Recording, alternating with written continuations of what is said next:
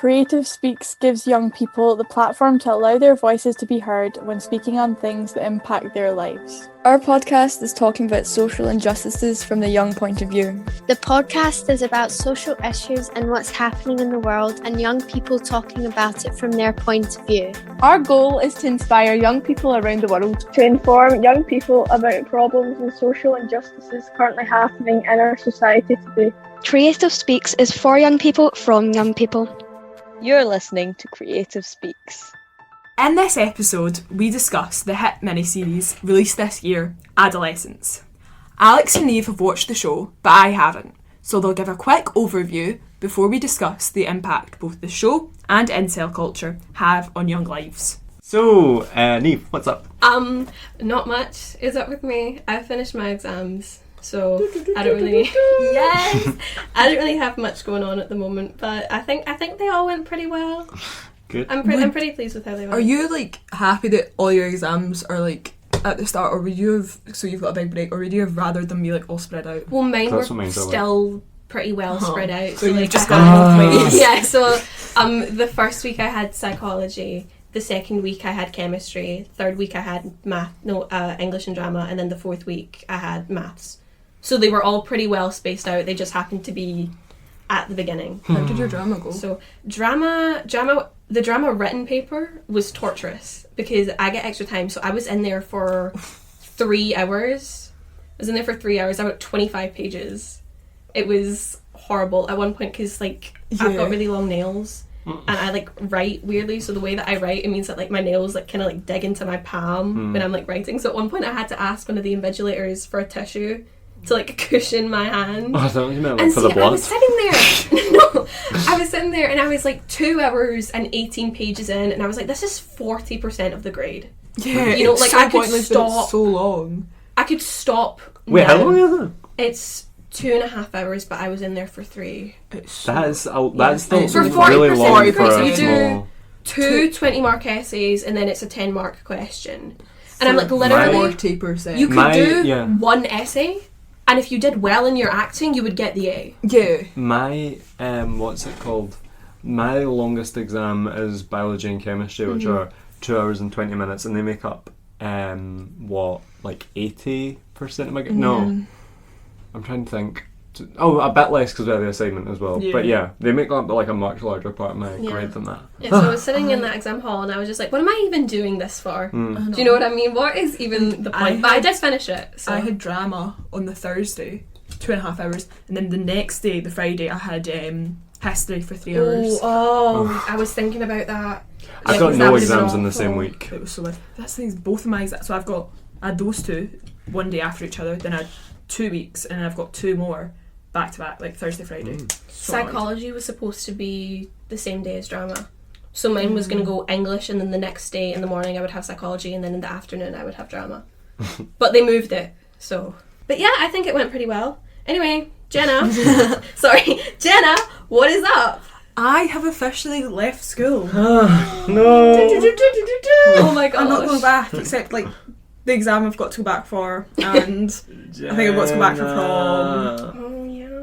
Briefly before you go to, I'm not going to expose where you're going for your prom, but it's a pain. Do you know what you're wearing to prom? I do. I've got a big red dress. Ooh, nice.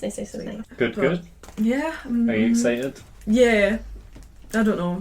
Yeah. I'm definitely, because I keep getting videos of people from Edinburgh Uni being live at Edinburgh Uni. I went to an open day the day before the last day of school, so that's all really exciting. Yeah, is that all you're really kind of thinking of? And then you're have to go back to prom, and you're oh. So you're going back. You're oh, I'm finally done. I'm never gonna have to go back. And then I'm back there for my exams. And then no. And then prom. Have you just spelled that? Yeah. I think you should just tell the story of this is everywhere. I can't drink water. It's actually really bad. Were you gonna say I should tell the story of what happened on that bus? Alex, what's up? So me and Jena were just at at a bus stop and we were too busy chatting, and then the bus zoomed past us, and that's been the highlight. That's been the most exciting thing of my week, actually, because I've literally been studying. You're missing the part where we thought we could catch the bus because there's a bus stop. Oh yeah. Oh, and we ran. You ran after the bus? Really, like, she ran fast, and then she like, I was like expecting a light jog, and she was like, and I was like running up the street after her, and then she was like, I'm tired. I was like, I genuinely had to crawl up those stairs. yeah, she Did was you like, my catch legs the are bus? still jelly. I was like, after running for 30 seconds. It's because she was like, I looked round, like, her arms like that. But then, yeah, the bus didn't stop at the next stop. Yeah, so we had to get another one, and then We just had to go to that cafe. And then we waited. Then we got to the new bus stop, and I was standing there, had my hand out at the bus stop, waiting for this bus, had it out 10 minutes before, my hand sticking out. It was actually 5 minutes before. Yeah. And then we missed it nearly, and then this old lady was like... And then I took my hand down, turned tax, talked to her, and then an old woman had to like walk past us and stick her hand out. we missed it again. Because even when I was sitting there poised with my hand out... Poised. I still forgot to put my hand out. Yeah, so that was our bus troubles getting here. Adolescence. Adolescence. The global phenomenon of this year. Which I was telling Jena, I got my hair cut yesterday, and the barber was like, oh, I've just finished watching You. Do you have any... Is that the thing with, what's his face, Penn Gossip Girl Badgley or something? Yes, Gossip Girl's in it. Although, he's not really Gossip Girl, let's be honest here, but you know. What's his name? I'm forgetting it. That actor. Yeah. It's For like You. Penn Badgley. Penn Badgley. Yeah. Is it? Oh. Yeah, he played Gossip Girl, but he didn't really play Gossip Girl because that was a fad. Okay. I think Yeah. you guys watched But Gossip anyway, Girl. no, I haven't. Just for the context of that. Spoiler. I said, my barber was like, I've just finished You and I can't find anything to watch. I'm looking for something, like, I quite liked how suspenseful that was. Like, it was like, he was like, I was borderline having panic attacks every night watching it, and I was like, oh, and he was like, so I like that, and I was like, I don't really know, but I've just finished watching Adolescence finally, and he was like, I've heard that has terrible reviews, and I was like, who have you heard that from? Like, it's like the most critically acclaimed show for like Like of the year.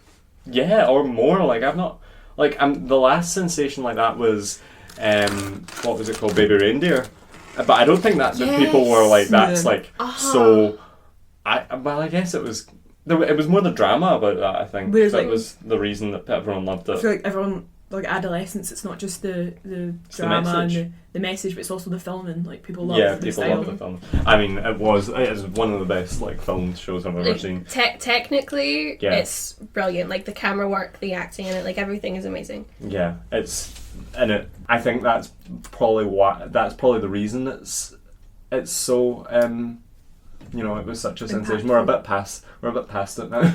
Like, I feel like what time did it come out? February, March time, and I feel like everyone was watching it at that time, and I've just got around to watching it now, and I can see why everyone loves it, because it's just like the acting. I think because, if anyone's not aware, they film it all in one take.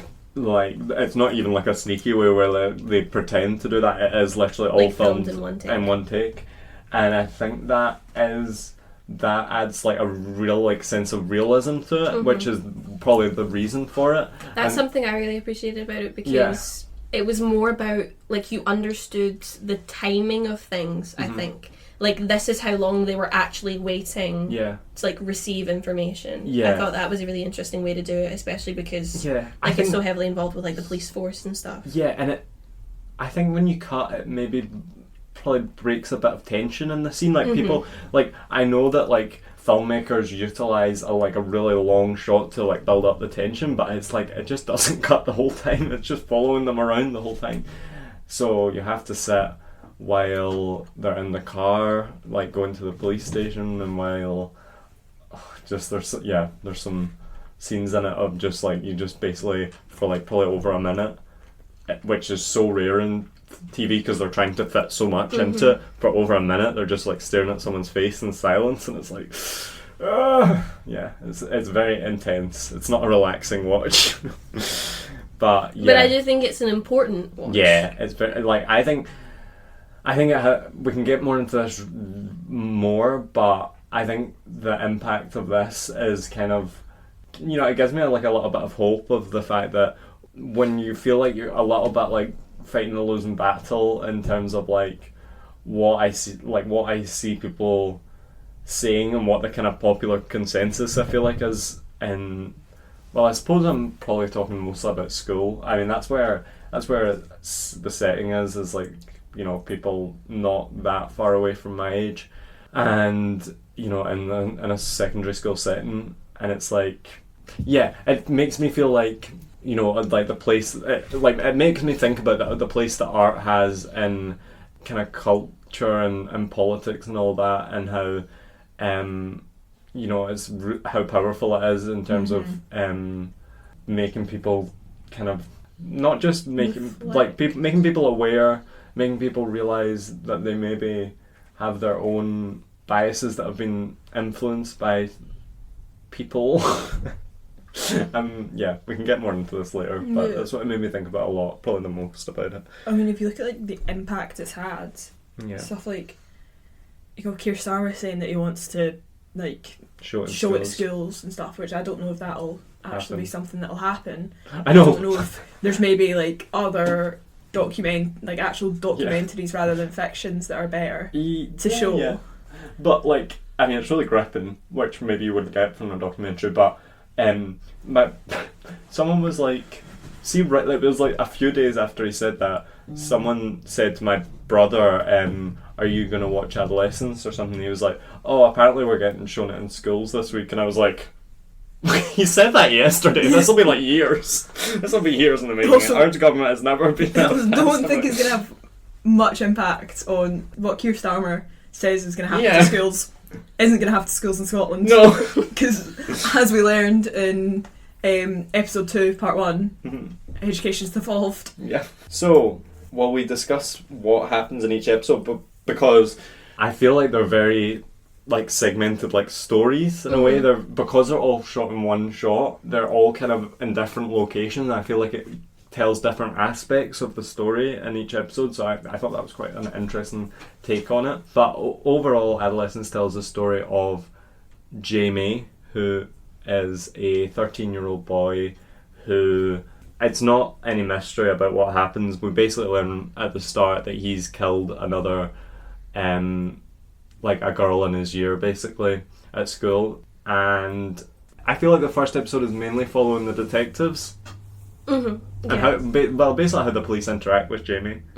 And basically they knock down his door and they go in with guns and all this and arrest him and take him to the police station. But I don't really know if at this point you're maybe supposed to think that he didn't do it.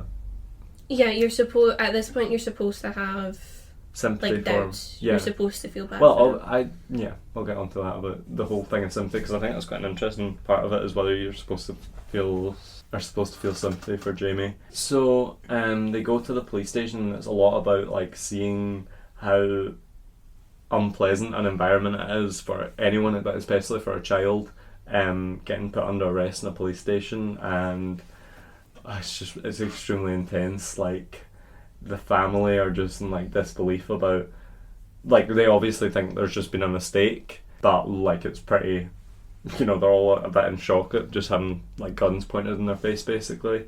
So I think the dad, I think his name's Stephen Graham, the actor who plays him, is also the writer or the director, yeah. So they take him back to the police station. There's like a lot of really like long like drawn out scenes of them like getting his information, and then they take him to the cell, and then there's a scene with the detectives talking to the parents about it, and it kind of culminates. So I feel like I didn't really get the twist where I knew that he killed, because I've seen so much about this online. I think it's maybe supposed to be a twist at the end where they're in the interrogation room and the detectives show the CCTV of him like stabbing this girl, and then that's when the dad realises he did it. And yeah, Jamie never really says he did do it. But he also doesn't say he didn't do it. And this is a choice that I found really interesting. He never says the words "I didn't do it." Yeah. The way he phrases it is "I did nothing wrong." Yeah. Mm-hmm. So there's plausible deniability. Yeah. there. I mean, Ties into the he doesn't think he'd done anything wrong. Yeah, exactly. There's a really I think that my favourite episode is the third episode where Mine too. Yeah, Mine too. I think that's where the point of the show kind of comes in. Like, you're definitely supposed to be hooked by the drama of the first episode of the whole like arrest and everything. The second episode's also really dramatic, and it's The second episode is the detectives they going follow through them around the school. Yeah, going through the high school and like And they speak interviewing to all the people who students. knew Jamie and Yeah. stuff like that. And there's a shot at the end of the second episode where the detectives are leaving the school, and it like transfers to like a drone shot, and it goes up, and then it like flies across, and then you see like the crime scene, which is like a car park, Yeah. and it's supposed to show you like just how close this happened to the school itself. Yeah. And his dad's there, and like it's basically like it shows you his dad going to see the crime scene, and he like puts flowers down for the girl. But yeah, so the third episode, so this first and second, like there's a chase scene in the second episode where I didn't really know if I liked that scene. I was like, what? Like, kind of took me out of it a little bit. Where Jamie's friend, they interview him because Katie, is it Katie? I believe so, yes. Is the girl who dies. Her friend Jade basically tries to beat up Jamie's friend Ryan, and they interrogate him while he's in like the nurse's room, and then he goes back to class, and they go. I find this bit a bit bizarre. They go to see him in the class, and he like jumps out the window and like runs away, and then they like jump out the window and like run after him. I'm like, what is happening? Like, I feel like it's so realistic, and then I get to that point and I'm like, is this just I guess maybe it has a role in like hooking people a little bit and like making it so that they don't get bored, but I was a bit like come on, like, and then they basically run across the whole town for ages, and then finally stops them and shouts at him and stuff. But the reason that he ran away is because Ryan was the one who gave Jamie the knife. It was Ryan's knife that Jamie used to stab Katie. Yeah. Katie, But but so the first episode's really exciting. There's the whole like break-in scene and everything. The whole like it's really intense and gripping. And then the second episode's like that. And then I feel like the third episode's such a stark contrast where it's like it's literally just him and this psychologist in a room for a whole hour, basically. Yeah, I think I've seen like clips of that. That's the one that you see loads of clips of, because that's like the culmination of the whole series is getting into his psychology and like seeing how he, because it's the psychologist is a woman also, and it's kind of like the first time out of all the episodes you see him actually interact with a woman. Yeah. Because we don't really see much of him and his mum. And also, it's a few months on, so he's in a kind of like young. It's not like a young offenders issue, because I think he's only 13, so it's like they call it like a secure training facility or something, that he's in, and basically he's kind of moved on. And he's like, he's really like, so he's not in the second episode at all. He's obviously really upset and just like, I don't know, like hysterical in the first episode, and then that's him kind of like, he kind of dealt with the reality of it, and you just get to see his mindset about it and how he feels about it at that point, because I think it's 7 months on. Like, obviously that's where you get the most of the meaning from the show, and the way that he interacts with her, and the way that she like poses her questions. Like, she can obviously, like, he really likes her in a way, and you see that at the start, and it's almost like it sets you up to kind of like him in a way.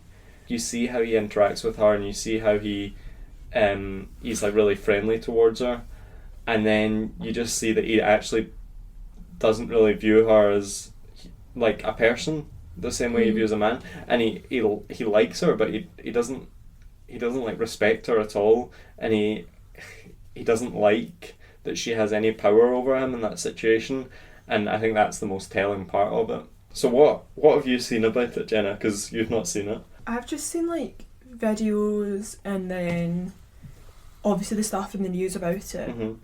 And then I saw backlash about it, about people I've seen quite a lot of trying to blame the issues on what they think is wrong Mm-hmm. with Britain at the moment, rather than Yeah. seeing incel culture and violence against women as an issue itself. People are trying to like break it down and blame it on immigrants, or break it down and blame it on trans people, rather than acknowledging Yeah. this I've seen that a lot. is an issue that faces women, but because it's an issue that faces women, nobody wants to treat it like an actual issue. Mm-hmm. They want to treat it as a subset of other issues, because the idea that men and like the patriarchy and cultures created by men Mm-hmm. could be at fault for something, like they don't want to see that as something that could be in fault, so they're going to blame it on other issues that they don't like. Yeah. I've seen a lot of backlash about it. Obviously it's had a great impact, but as soon as people know that this is something that's like got progressive ideas in it. Yeah. Progressive ideas. Let's not kill women, guys. But like genuinely, they think it's like progressive. I don't mean to ideas. be woke, but like, you know, Have you seen maybe that clip don't. of Thingy saying, Maybe don't murder women. I don't want to sound woke, but women have it hard, man. Have you seen that? Like Jake Paul. Jake Paul, yeah. Women have it hard. They have it so hard. It's like someone was like, wait until he finds out about racism. So people basically think this is woke propaganda. A lot. I've seen How that. though? How? I know. I'm not saying I agree. When violence against women suits the points that they want to make, Mm-hmm. it's all I'm just defending women. I'm defending women's rights. But the moment when people show it as this issue that's so horrific, that's not true. That's just you're just a crusade against men. It's a witch hunt. It's which always annoys me when they say witch hunt, because like you're basing that off an actual historical, like that was an actual thing, witch hunts, and it was. Can't deal with witch hunts anymore. Can't deal with witch hunts. Not after the Christmas. I'm sorry. No, you're fine.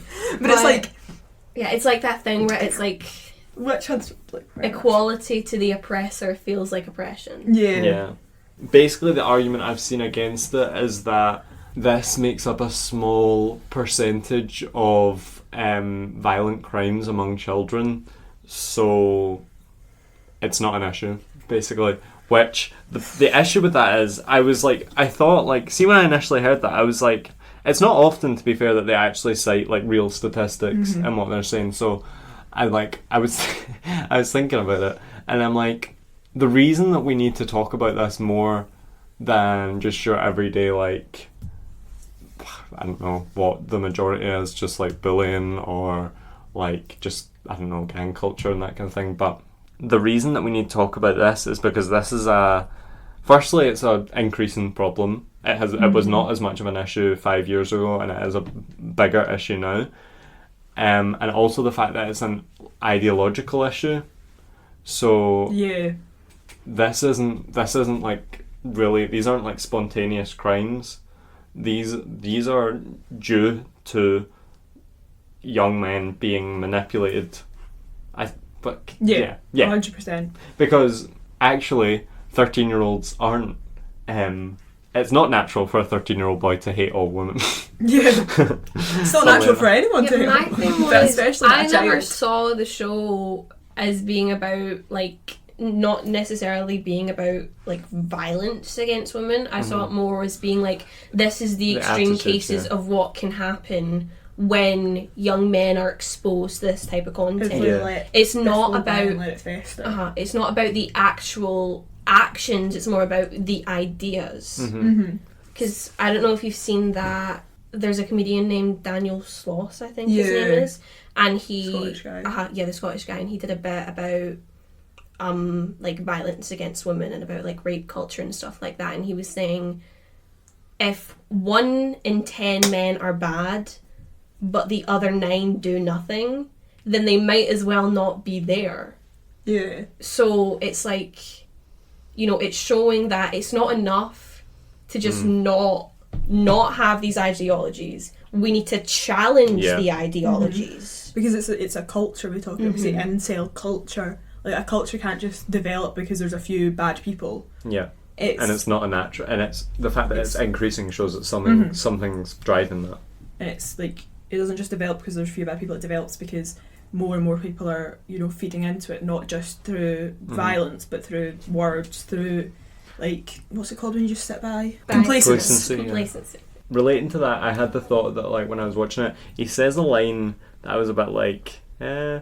So the psychologist asks him about Andrew Tate, and so basically, if we better get this background, because this is another argument I've seen a lot about it, is that Katie was apparently bullying him. So the story is that, because it is, like, there is a bit of backstory. It's not, he doesn't just go up to a random girl on the street and, like, stab her to death. So basically, this girl is quite, like, attractive and popular, and essentially gets a nude picture of her, like, shared around the year, and he kind of sees this vulnerability, and he doesn't see why this is wrong, so he's kind of openly discussing it with a psychologist. He sees this vulnerability and wants to be, like, use that to take that opportunity to, like, make her like him or start a romantic relationship with him.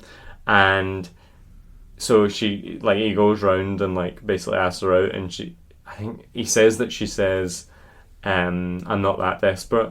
So he obviously has self-esteem issues, as he talks about in that third episode, where he talks about how he, like, thinks of himself as ugly and all this. So at that point, he thought this plan of kind of not going after her, because really there's nothing wrong with him going and asking her out. But the reason he did that is because he thought she was vulnerable, because people weren't talking to her or whatever at that point. Like, he thought she should be grateful that exactly. Like, he's... So after that, he's posting on Instagram, and she, like, comments. She comments something. I can't remember what the actual message is, but it has emojis that have kind of it's like a red pill emoji and all this, and it has connotations of basically calling him an incel, which is, I thought it was quite interesting that the detectives didn't pick up on it at all. And then the detective's son comes over and like takes him aside and is like, you like, because it comes across as nice what she says, but it's actually sarcastic. I thought that was quite an interesting thing, because there's no way that I think that's an issue, is that there's no way that adult, like, whether it's teachers or police or whatever, there's no way that they're going to pick up on the subtleties of like the just really, like, intense, like, kind of culture divide that we see. But yeah, so he then basically goes up to her in the street because he feels embarrassed. I think he follows her and then, like, stabs her to death in car park. Do we ever see, like, before he asks her out and before everything, and, like, see how his... No. Like, is he... Because you don't, like... I don't know what it's like to be an incel and be like... But does she... does he, like... From what I would gather, you don't just, like, become an incel straight to killing. Like, it seems like it's a bit of, like, a gradual... Like, most being indoctrinated into things, they take a while to develop. And she talks about not being, like, that desperate.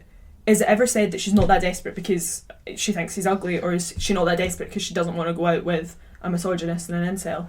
Yeah, so I was thinking about whether that was a thing, and I think it's left up to your own interpretation on whether that's the reason behind it, but it's kind of, in a way, it's kind of irrelevant whether he's a misogynist because he was rejected or he was rejected because he's a misogynist. Like, whereas, like, either way, he's a vulnerable person who has insecurities and self-esteem issues and has been manipulated by people online, basically like Andrew Tate and stuff, which they do actually name drop him in it, I think, a few times. But yeah, this was all leading to me going to say that he then says in the meeting with the psychologist, so he doesn't say that he's, like, he likes Andrew Tate or anything at any point, really, but he says...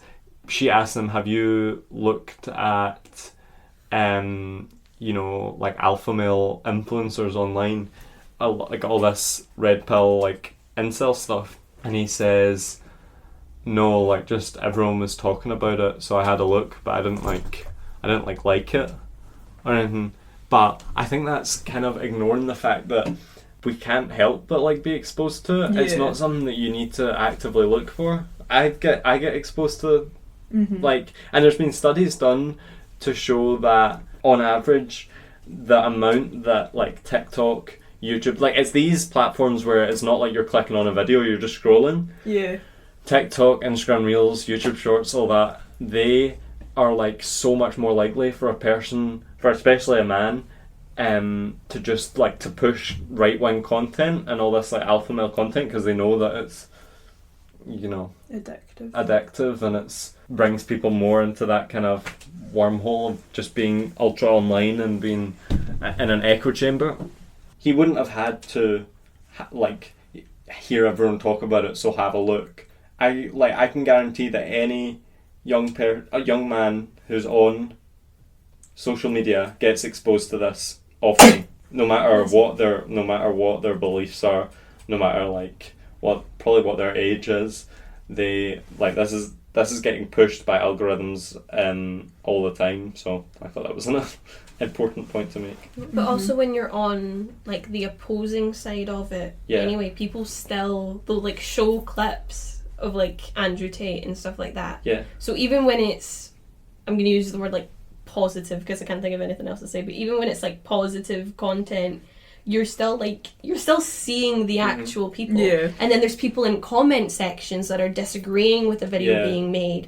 So it's like, it doesn't matter where you go, you're always going to be seeing this mindset, like these types of opinions and these types of people. It's inescapable. Like I almost want to scroll on TikTok right now, and I'll like tell you how like it would not be long before in a comment section or in a like or just a video, it would not be long before I would see some kind of toxic content like that. I think it's hard to explain what incel culture because is because it started with a certain meaning and it's kind of evolved over time. They say that in the show when the detective is like talking to his son, because his son calls him an incel, and the detective's like, how can you be an involuntary celibate at 13? Yeah. Like that's not how. I don't works. think I knew that's what it stood for. By the way, my mum told me.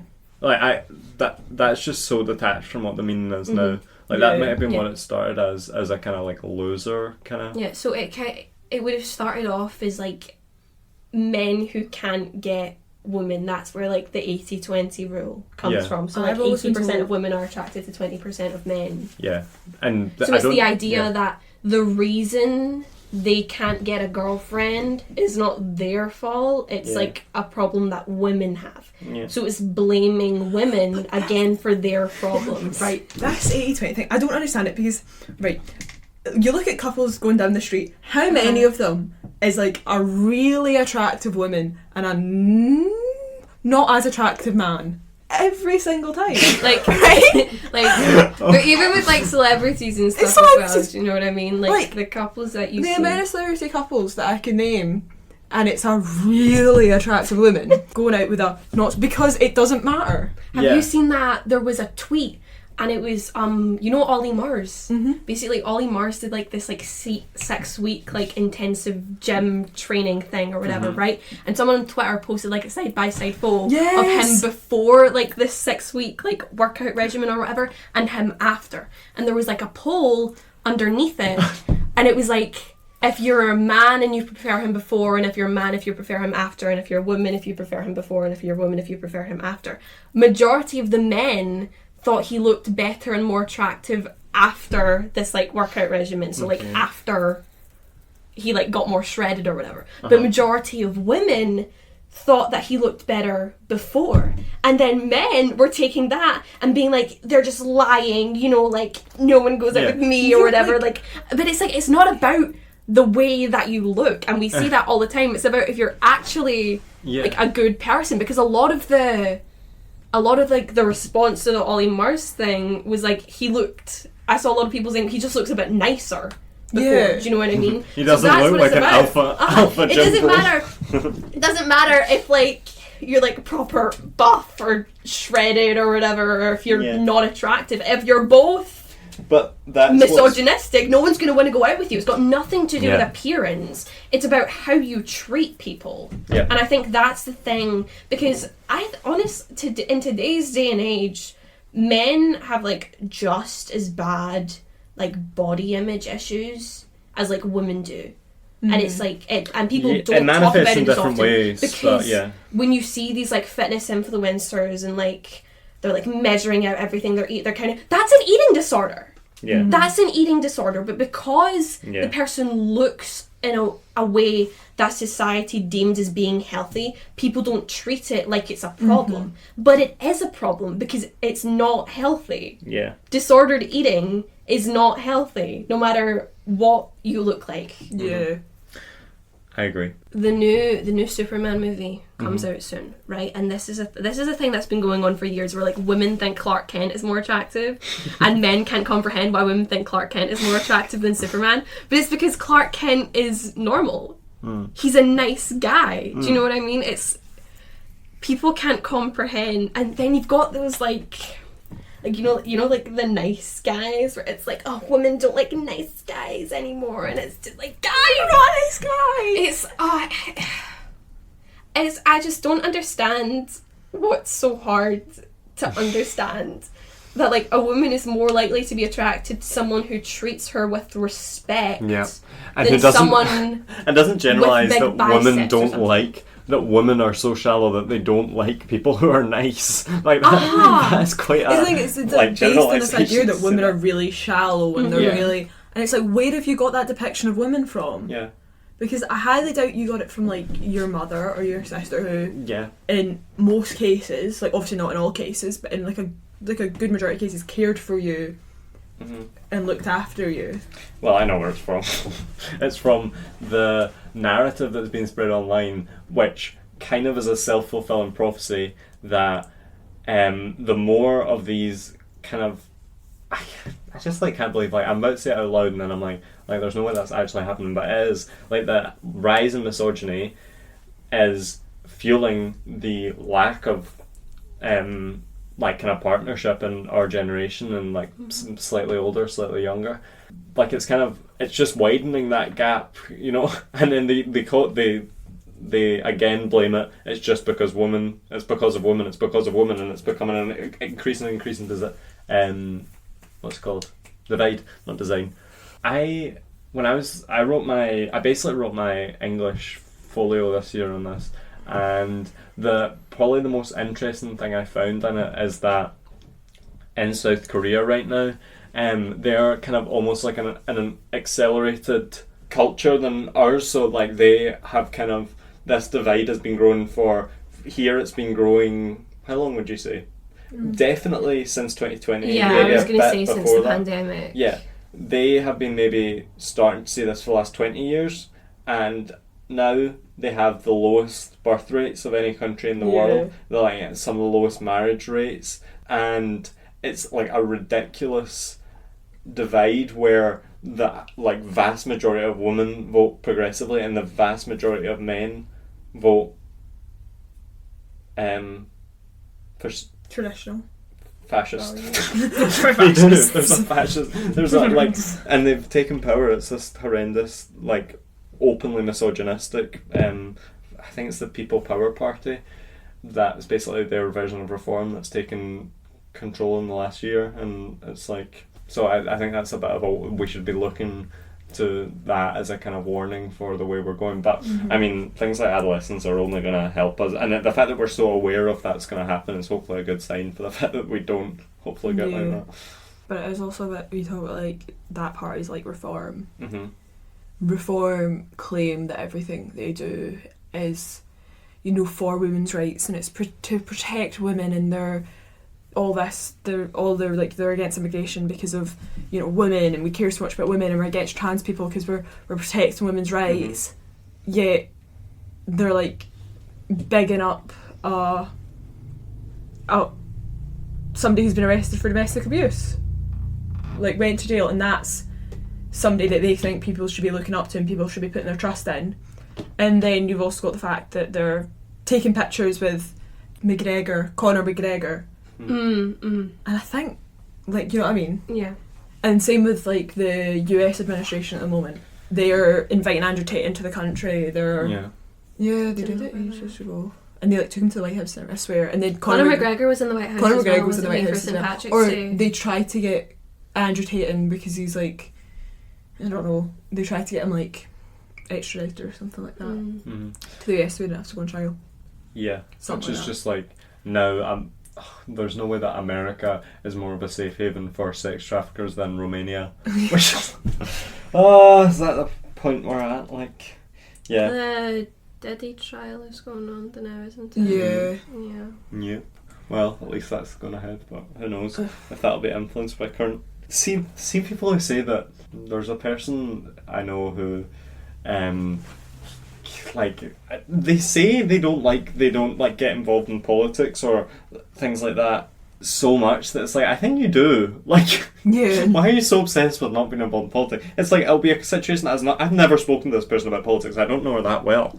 She always is like, nope, no politics for me. Whenever like something vaguely That's political also comes such a political stance. Not to being take. political is a political decision. Yeah, It's such a to say that you're not involved in politics. You're just putting out there that like you don't care, yeah, and not caring is political. Having the privilege yeah, to not care is so political. yeah. Just because you're in a position where you don't really need to utilise you don't really need to utilise democracy because you're in a privileged position, but someone who is being someone who's in a in the working class or things like that, where having a more progressive party that actually cares about the working class would massively benefit your life, but just because you're in a position where you're not necessarily being, It's like that'll come for us all eventually. You will have friends that are affected by politics. even if you're not, You will know people that are affected by politics. yeah, Your grandparents right now are affected by politics. yeah, If you've got friends who are trans or even just like members of the LGBTQ plus community in general, they're affected by politics at the moment. she's a woman, so Yeah, like as a woman, you've got friends. If you'll know people that are immigrants, you've got friends or at least children of immigrants. yeah. Like at the least, if you don't know any immigrants, like you have people who are affected. by And these have you seen policies. about, not to just go totally away from our subject matter, but did you see the so Keir Starmer's been compared a lot to Enoch Powell this last week, who was a extremely racist early 20th century politician who basically was the same as Nigel Farage in nearly every way. Not really, because he was a bit more like than Nigel Farage, to be fair. But he basically gave a speech about how soon the white man will become a slave and all this. But he said something about like becoming strangers. They found themselves strangers in their own country, is one of his quotes. And Keir Starmer recently used the phrase, "We're becoming an island of strangers," which doesn't have the exact same meaning but has similar connotations. Yeah. That's so. The thing that gets me about that is that I don't understand that becoming an island of strangers, because this is really off topic, but I just need to get it. My life has been so enriched by immigration. Yeah, me too. Like the little things, like going to get an Indian takeaway, going to get a Chinese takeaway, going to get a chippy, which was Italian immigrants. Yeah. They did. All of that is so enriched by. And Just then going to A&E, like. There's like.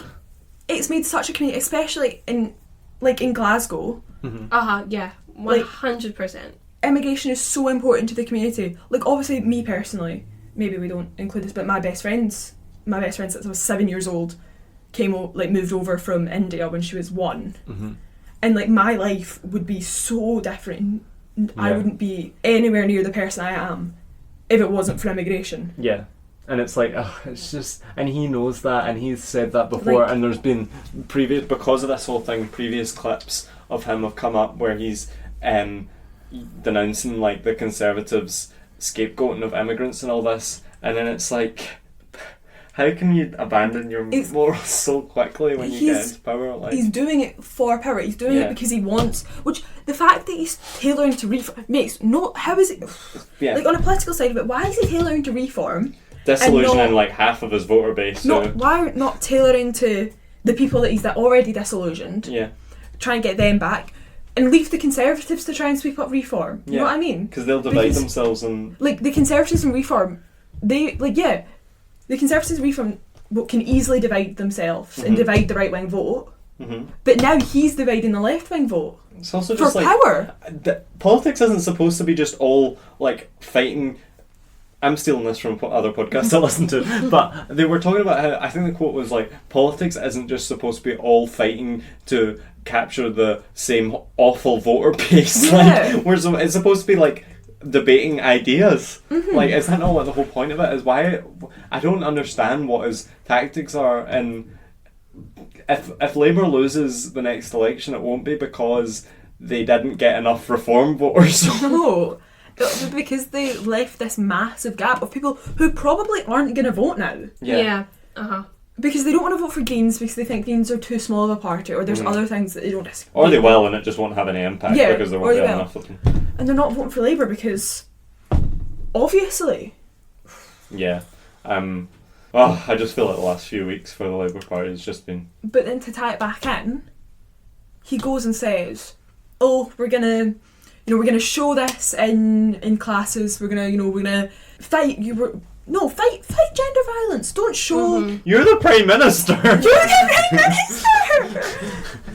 Like, put policies in place that are gonna fight gender violence. That are gonna fight insult culture, rather than just being like, you know this thing that you can watch on Netflix. It's great. It's See, great. the I thing watched it is- with the family. Oh, it's such a good show. The thing is, you're gonna though, watch it in class. is they literally show that in the TV show, right? Because, you know, when like they're walking through the corridors of the schools, like all of the classrooms have just got videos playing on the whiteboard. Yeah. And all of the kids aren't paying attention, they're all messing about. And it's like, you need to actually teach people about this, right? It's not just enough to like show them a little video and like call it a day. They need to hear like real life accounts of how this affects people. They need to be shown statistics because they need to understand like the severity of and the magnitude of this issue. Yeah. Right? Yeah. Because I saw, this kind of ties in a bit, but I saw a video from BBC News yesterday about a bombing of a hospital in Palestine, and they didn't show the actual video clip of the bombing happening because it was too graphic. What are you doing? This is it. People need to see. I remember I was watching STV News and they did show, it wasn't a video of a bombing, but it was a video of this woman, and I thought it was like, it was really horrific. It was a video of a woman going back to her house where her husband and 5 of her 6 children had been killed, and her surviving kid had been blown across the rooftop to another house. And she walked up like 5 flights of stairs into her apartment, which was now non-existent. And she could like look across and she could see the building that her family members' bodies had been blown onto, that her son had been blown onto. And it was so hard to watch. It was so horrific. And I was sitting there like, why, this poor woman, why are they showing? And then I went, no, they're showing this because they need to show it. Yeah. Because people need to see the impact of what's happening, the like, person-to-person impact. Because it is like it's really hard to see. It's the same thing in Adolescence. It's really hard to watch at points, like, but that's like a valid and a necessary tactic when it comes to getting things across to people. Because, like, I don't really particularly want to see I don't want to see his dad like sobbing for like minutes and minutes on the it's like, oh my god. Or I don't particularly want to see, you obviously don't see, but like the dad, it's a lot of just in and the dad watching while his 13-year-old son has to get strip searched, and it's it's really uncomfortable to watch. That's another thing. I think the first episode is kind of, because it doesn't really necessarily reveal the fact that he's actually done it. It's kind of trying to make a different point about how the justice system deals with young people. And my mum works in the justice system, and she was like, that was what she was like, basically found the most interesting about the whole thing. Which, yeah, but she was just talking about how like accurate she feels it is because she sees that kind of thing every day, and she's like, that's literally what it's like, and the way that that's the kind of environment they have to go into, and just sort of. But I think it's important to that we don't just villainize the young people who have been. And it's important that Jamie wasn't just a villain, which he obviously isn't, and that's not at all what they're trying to say. But I think it's really important that we show that. And they do this through the 4th episode, which I haven't spoken about, but it's basically just following the family and the day that he decides to plead guilty. And just because there's just so much evidence, like, I think if he could have pled not guilty, he would have. But basically, I think it's important to show that they were just like a regular family, and that they were just, like, they weren't, the dad wasn't like, I was kind of trying to figure out what the point they were trying to say about the dad was. I'm not sure. I think the dad talks about how his dad was abusive towards him, and he was like, I promised myself that I would never do that to him, and look how he's turned out anyway, like he's done this. I think the point they're trying to make is that his dad did influence him in a kind of toxically masculine way, but it doesn't need to be super aware of it. He can still be caring and loving and a good dad, but have toxically masculine traits. It's like from like media in the past, a lot of the time you'd see a guy and he'd be like a misogynist and then he'd have like this arc, and it was always his dad hits him, his dad's abusive, his dad's really, and that's why he's a bad person. And I wonder if it's like a comment on that it's like it isn't always the case, that while media's always kind of presented it in this way, that isn't how it pans out. And it is, some of the time it is how it pans out 100%, but it isn't always the case. I think it's just people like looking for an explanation as to why it is that way. But sometimes people just think like that. Like they don't want to blame the culture and the patriarchy and all this, because a lot of the time it is something that, it is something that men benefit from, so they know that they benefit from it, so they don't want to blame it for. I like that is the key, like, kind of fallacy in the, and that way of thinking is like, it's just like not acknowledging the fact that we are influenced by kind of systemic issues, and it's not a culture issue among women, like that like they don't have any explanation as to why that would have developed or how that would have developed, whereas the explanation of the patriarchy has like so much evidence and has been acknowledged as a thing for like over 100 years, and I don't know, it's just like they just refuse to acknowledge the fact that systemically some people have more power. It's like it's because those are the people that have that, so they don't know what it's like to not have it. But I think it's important also that we just quickly talk about our experience in school, just as, to give our perspective as young people, and the fact that this isn't a made up issue. So like, I can say that, see if I was in a class of 15 girls, 15 boys or something, how many of those do you think would be partly kind of indoctrinated into this Andrew Tate incel kind of culture? I don't know. I would say possibly like half or more. When this might have just been my class, but when it was like a big thing a couple of years ago, like Andrew Tate was a big thing, pretty much everyone bar one guy in my class who I was friends with was like in some way agreeing with the type of stuff that Andrew Tate said. I think that's an important point to make. We're all sitting here, like all the girls in the class are sitting here, like, how can you not see that this is ridiculous? How can you not see that this genuinely harms people? And sometimes they would say things that, like, it would actually kind of make me scared, being like, you actually think this way about people, like you think this way about me. That's what you think about me. And I think that there's maybe also a role of teachers that, I forgot what's that. It's that term, you might learn it in politics, it's the something window, and it's like the window of reasonable debate, can't remember, there's a name for this, where it kind of shifts. So the more right wing or left wing a society goes, the more the reasonable. So some ideas are considered absurd. 10 years ago, discussing whether women should just serve men would have been absurd. But I think that's a thing that a teacher would allow a debate to happen in school.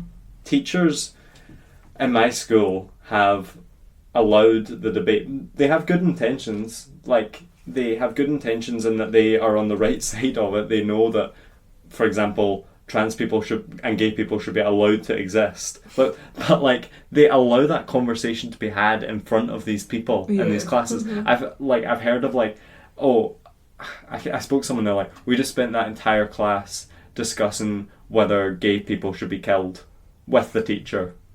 I'm like, and that's a real thing that the teacher is allowing to happen, because they know that that's an attitude that's growing in schools. They know that especially transphobia is like probably more than half of the people in any given class right now would like have negative feelings towards trans people. And I feel like the teachers should understand that by platforming that issue, obviously it's good that you disagree with it, but you need to just shut that down. You can't have that be a topic of conversation, because you don't really know like who's listening in that class. You know?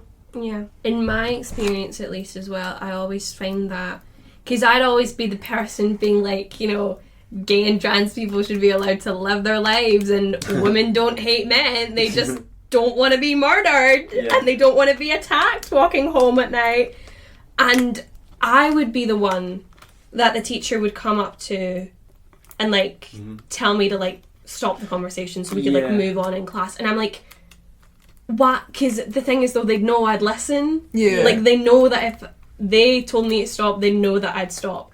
But it's like, it's coming to back to the idea again that we need to challenge these ideas for it to like actually have an impact. But there's a time and a place for that, and I do believe that a trans person in school or whatever should not have to just in their like biology lesson or in their geography lesson should not have to have their existence debated in front of them. And it's like, so one of my friends is black, and apparently in one of their classes they were having an actual discussion with the teacher. This is a really common thing. I think that's like a point I want to emphasize, is that this happens like probably weekly in different classes, because there's such a great like there's just such a kind of cultural divide, I feel like, between two groups and among young people that wasn't there before, I don't think. Obviously I don't know because I wasn't there, but there was a genuine discussion happening in a classroom of whether white people were genetically superior to black people, and this teacher asked her to give her opinion on it, like with good intentions, because he obviously knew that wasn't true.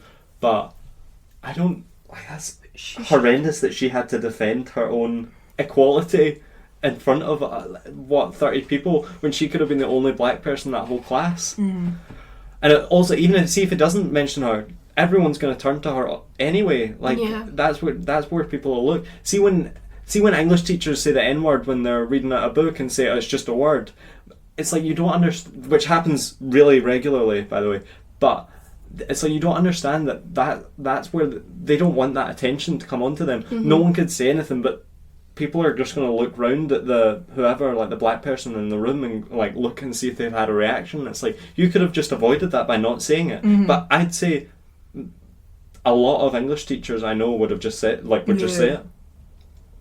But it's like, it's even when it's like, oh, it's just a word, but you've got a student asking you, like, for you to be able to say, oh, it's just a word, that means somebody's like said to you, why are you saying that, and obviously shown that they would rather you didn't say that because it makes them uncomfortable.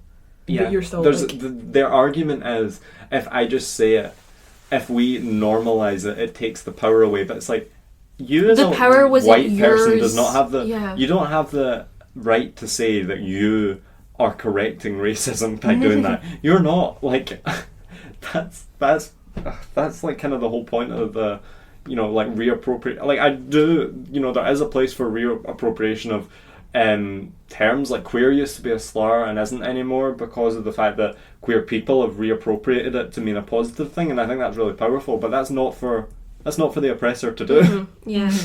Yeah.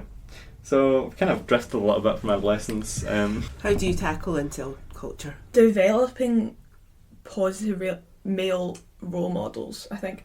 And it's, I think for me, is because, whoa, Jena's talking about football. For me, because like, Fork, pound and kitchen. Fork, pound and kitchen.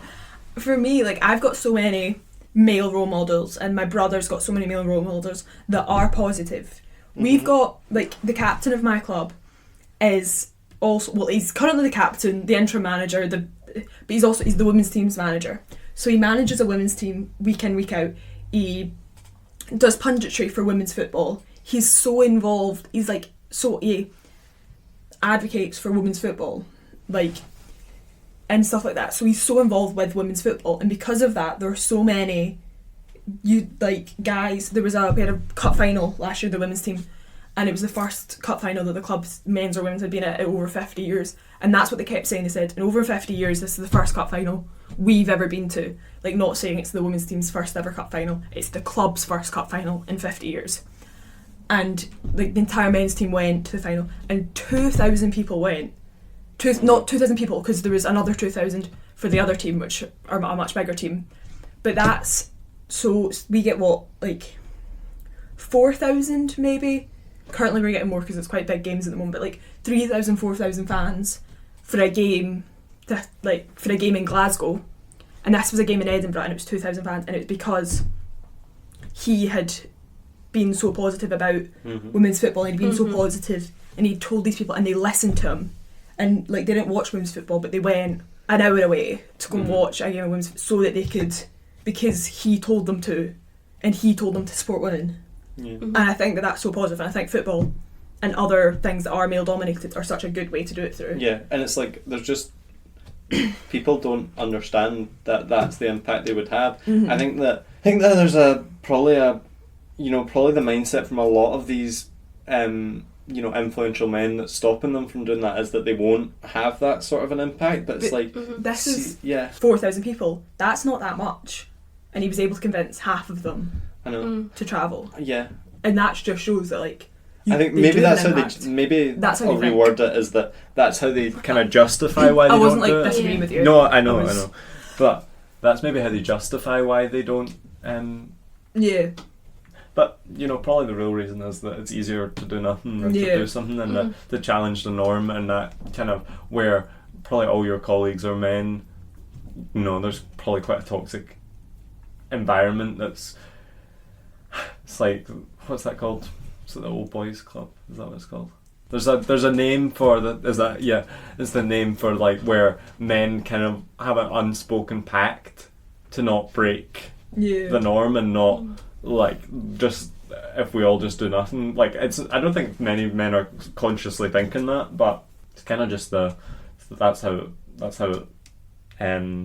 these kind of, this kind of culture builds. That's how the patriarchy stays in place. It's because of the fact that people because most men are not really harming women in any, like, in a lot of ways, but they're just kind of, it's easier to do nothing than to do something. They're not directly harming women, but they're allowing it to indirectly happen. Harming women. So they're indirectly doing it. Yeah.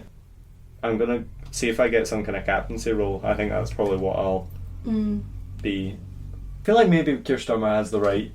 Like, he does have a point in that what we need to do is something that's not just informational and convincing, but also kind of interesting for young people. I think maybe it's like right idea, wrong, like, output, like, rather than just sit down and watch this. I know. I'll take you out of your classes, sit down and watch this. Like, make it, integrate it into the classes. Read, like, in English, read more books about, these issues. Yeah. Reading books like that, which, by the way, are getting banned in America, like, outright from whole states. You know who else tried to ban books or prevent people from reading books? The Nazis. But it all comes back to that, because that's basically a more concentrated version of what we have now. It's the same, right? Same of being in economic turmoil and people in power manipulating you know, the public into blaming their issues on, now it's immigrants, and in Germany it was Jewish people. History repeats itself. So it's definitely it's the role of the English departments, history departments, modern studies departments. It's not enough just in the PSE lessons. Everybody treats it as a Skype anyway. Like, you've got to you've got to actually not that we have integrate discussed it in PSE. We've never learning. discussed Don't it. even like make it explicit. Like, just this is a book. Yeah, because I'm going to teach you about this book. I bet before it was branded as woke propaganda that a lot of young men watched Adolescence and didn't know the messaging behind it and walked away with a positive. I think that happened. Yeah, a couple of weeks ago, in school during one of our PSE lessons, we had a charity come in to talk to us about like addictions, like gambling addiction, alcohol addiction, drug addiction, and you know how these like charities, they'll like bring stuff with them. They have like pens and pencils and stuff like with the charity's name on them. They brought in these little like little device things that are like that you can like put it in like a beer bottle or like a bottle of a drink, and it like prevents your drink from getting spiked. So they brought these in, and they were like, here's like a bunch of table of all this stuff. Here's some pens, some pencils, and some anti-spiking gadgets or whatever. And every single girl in that assembly hall, every single girl in the year took one of those little anti-spiking things. And the boys in our year had no clue why. They're like, what do you even use this for? Like, what's the point? And I'm like, you don't know that this happens? I'm pretty sure spiking was just criminalised this year for the first time, or something like that. And I think stalking as well was first. They did, to be fair. What was it? Some Protection of Women's Act or something like that Labour introduced, which I guess is, you know, we do need to give credit where credit's due. Like, I know we do criticise them a lot, but like it was a good piece of legislation that actually I mean, you know, it's something that should have been done, I don't know, like 50 years ago, but like So do you feel that those things being handed out, it wasn't like addressed at the fact that why we're handing these out and why all the girls are taking them and none of the boys are? What shocked me was like the sort of ignorance, I guess, where like they literally just have no clue. And like it kind of comes back to the idea that like you see people like on protests a lot, like women's rights protests, you always see signs that are like educate your sons, like it's not protect your you shouldn't protect your daughters, you should educate your sons. It shouldn't be women's responsibility, because you know we're always told like don't walk home alone, and if you walk home alone have someone on the phone, you know, like cover your drink, always keep your drink with you. How about we teach young boys to not spike my drink?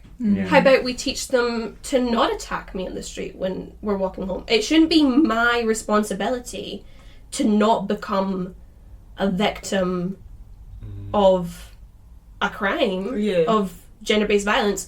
It should be men's responsibility to not commit gender-based violence. And I think that's the thing where, like, I think that's kind of the issue, where it's like the focus is more on telling women what they should do instead of telling young boys and men what not to do. Have you seen that, like, the art exhibition? And it's called like What She Wore or something. And it's just like hangers of like outfits of like what women were wearing when they were raped, and it's wedding dresses.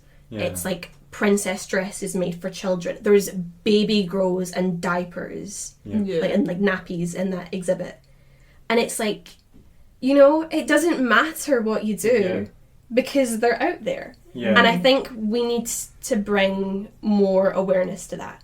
Like, it's your responsibility. I think Adolescence does that in a way, because I really that's probably why I love that third episode so much, is because he's completely unaware that what he's saying is telling that psychologist everything she needs to know about his attitudes towards women. My favourite line in the entire show when I watched it, well, like not line, like my favourite scene, is when he's saying to her, like, I didn't touch her, like other people would have touched her, but I didn't touch her, that makes me better than them. And you can see her sort of like zoning out in that moment. Like you Yeah. can see the therapist like sort of lose all hope Yeah. for him. And then at the end, he's like screaming as he gets taken out. He's like, "Do you like me?" And he's like looking for that validation at the end, because he's almost in a way thought that he's got her, you know, to like, he's managed to get her to like him. And I don't know where I'm going with that, but he needs that validation, that because he's trying to convince himself that he is good to women, but he's spent the whole hour screaming at her, flipping chairs, saying to her, "You don't tell me what to do, you don't." And then at the end, he's like, "I can't, am I actually incapable of getting women to like me?" I don't know if that's maybe supposed to be a moment of self-awareness where he's like, or maybe he just wants that validation. I don't know. I feel like there's a lot left up to interpretation in it. Like, it doesn't force you to any conclusion, which probably helps. Boys right now will have their defences up, because that's part of the propaganda is being taught. If something's telling you that men are ever the problem, that's always wrong. So they would automatically. But see, if it's subtle like that, that could have a really good impact. It was a lot less of a kind of black and white kind of portrayal of it, because I think it's important to show that the men, although not to take away from the fact that the women are the victims in the situation, it's important to say that the men have also been predated on, the young men, by manipulative people like Andrew Tate. If you don't acknowledge that, then you can never stop it. Because you're just further. You're not tackling polarising like, them by.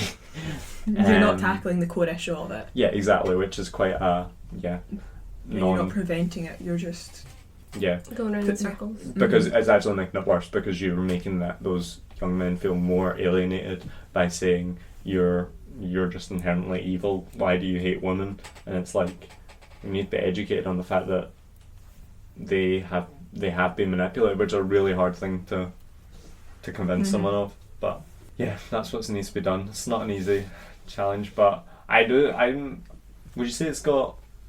No, I don't think it. I was about to say, would you say it's got better in the last year or two? I don't think it has, but I think people are maybe less overt with it. But I think the underlying ideology is still as prevalent, where most boys, well, I say most, in my year, let me think about it, most boys have a kind of increased disrespect that's not like it was 10 years ago. I mean, obviously there's always been teenage boys have always had misogyny for hundreds of years and stuff, but I think it's definitely different. You've been listening to Creative Speaks. Join us next time to hear more of what's going on inside young minds.